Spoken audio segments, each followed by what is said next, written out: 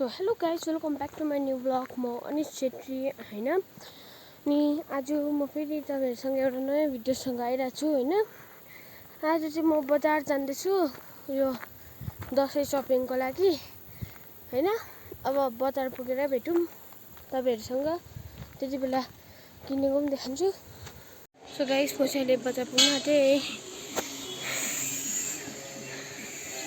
So guys, अहिले चाहिँ म मेरो ठुलो मम्मीहरुको ठुलो भाइहरुको घरमा आइपुगिसकेँ हो। अनि त्यहाँदेखि चाहिँ बहिनीले चिज बनाउनु खोज्दैछ है।